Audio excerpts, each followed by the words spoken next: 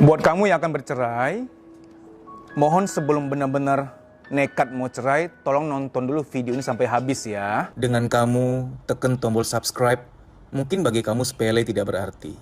Bagi saya, sangat-sangat berarti. Itu bentuk dukungan kamu untuk saya, agar channel yang bermanfaat ini, yang mengandung banyak ilmu untuk kebaikan, bisa terus berkembang.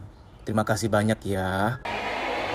Cium kening istrimu, tempel 1 menit. Cie. Cium kening istrimu ya. Kok gelik bu? Gantian istri cium pipi suami. Tempel 1 menit, kasih kuah bu. Tempel 1 menit, tempel. Apa? Merinding pak? Gak apa-apa. Sekarang suami bisikan di kuping istri, bisikan I love you sayang. 5 kali yang ikhlas. Cie. Mana suaranya? Cie. Gantian istri bisikan di kuping suami I love you too, I love you sayang. 5 kali yang ikhlas. Makanya lain kali banyak ngiler kalian. Cie. Kita doakan beliau bahagia, harmonis, banyak rezekinya. Amin.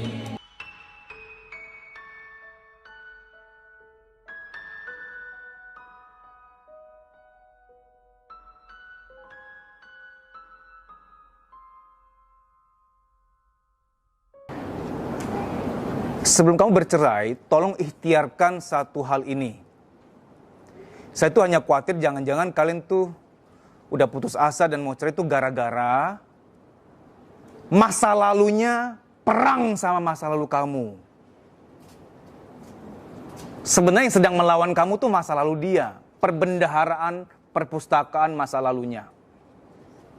Jadi yang selama ini yang nyerang kamu, nyakitin kamu, yang gak menghargai kamu, itu perpustakaan dia tuh. Jadi sebelum kamu cerai, saya bukan promosi ya, saya tuh nggak pernah minta orang datang ke saya, datang dong ke saya, datang, nggak pernah. Lihat di IG saya, pernah nggak saya promosi, datanglah ke klinikku, di sini nggak pernah.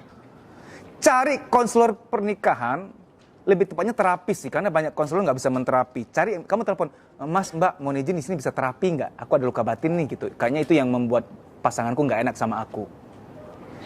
Setiap orang yang mau bercerai, kamu baru boleh bercerai kalau kamu sudah menempuh ikhtiar ini, yaitu tolong terapi. Karena yang selama ini berperang bukan kamu dan dia, tapi perpustakaanmu dan perpustakaannya.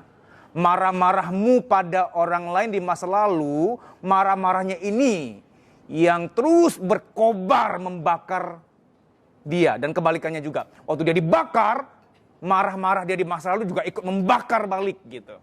Kita kan gitu tuh ya. Kita itu marahnya sama siapa, tumpahnya ke siapa. Menuangkan.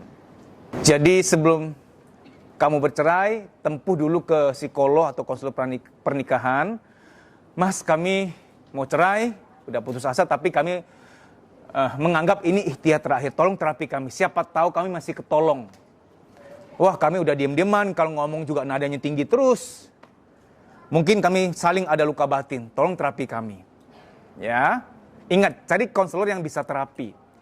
Nah, saya itu ya semua atas kebesaran Tuhan ya, atas izin Tuhan. Ada banyak orang mau cerai itu nggak jadi cerai.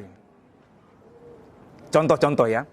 Maka saya pernah bilang di salah satu video saya, laki-laki yang membenci ibunya itu haram hukumnya, nggak boleh menikah sama perempuan yang membenci ayahnya. Cakar-cakaran nanti tuh. Kamu harus tahu rumus pernikahan ya. Orang yang punya masalah sama keluarganya belum layak nikah. Dapat SNI aja nggak cukup gitu. Gini loh, helm aja punya SNI. Kamu nggak punya standar itu udah mau menikah aja. Kamu yang punya masalah sama orang tua kamu, masalah batin ya, itu nggak boleh menikah dulu. Tapi kalau udah terlanjur menikah, ada masalah, jangan apa-apa mau cerai dong. Herannya sekarang tuh nggak sesakral dulu. Ada yang bilang begini ya, Mas, zaman dulu tuh nggak ada tuh ilmu psikologi pernikahan, nggak ada, tapi langgeng-langgeng aja. Kamu salah paham. Orang zaman dulu kakek nenek kita, paman bibi kita, mendengar kata cerai itu tabu, malunya minta ampun. Sebenarnya mereka itu udah nggak bahagia juga, cuman tetap langgeng karena bagi mereka cerai itu tabu banget. Nah, orang-orang milenial cerai itu kayak ganti pakaian, kayak ganti handphone.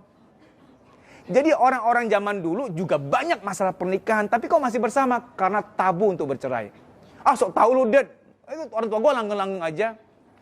Kenapa? Saya bukannya sok tahu ya.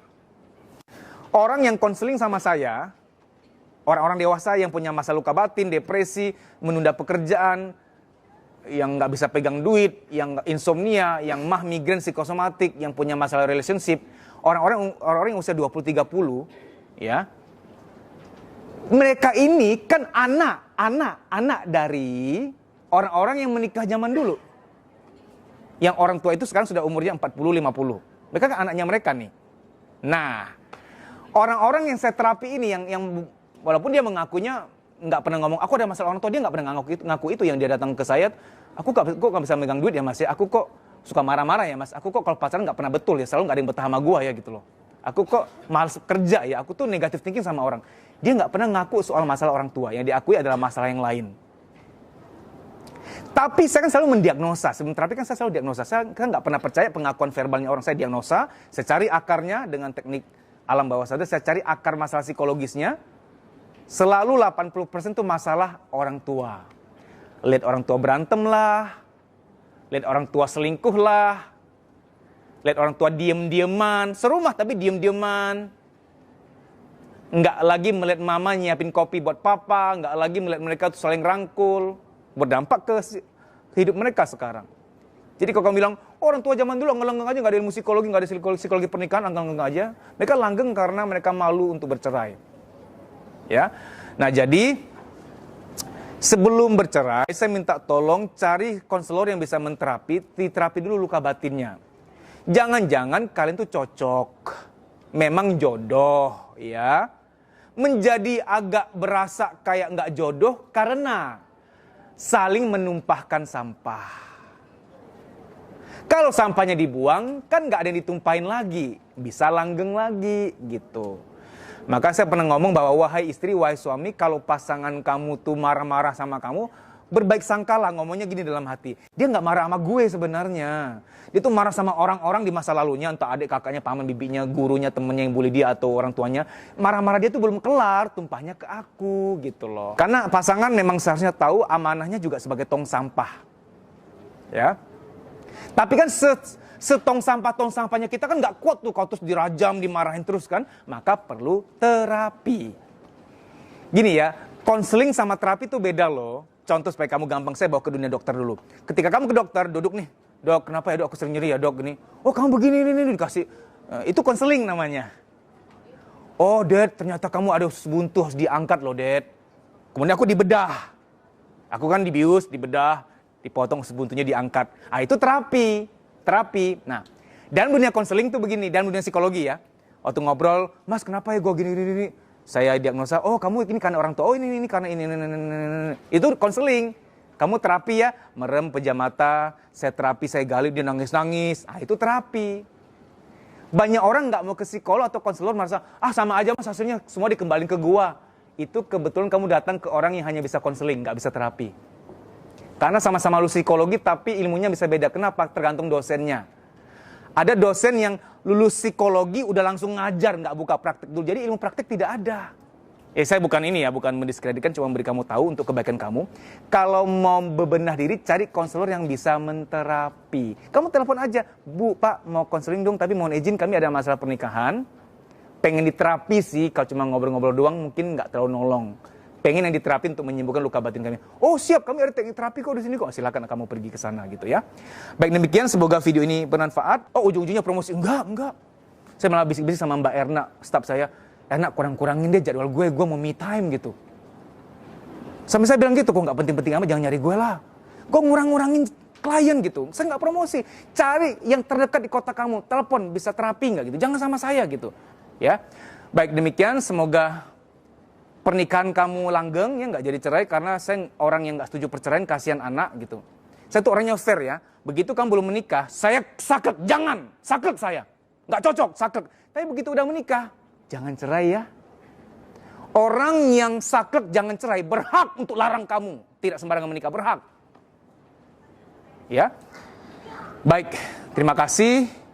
Semoga kamu langgeng dan harmonis rumah tangga kamu. Amin.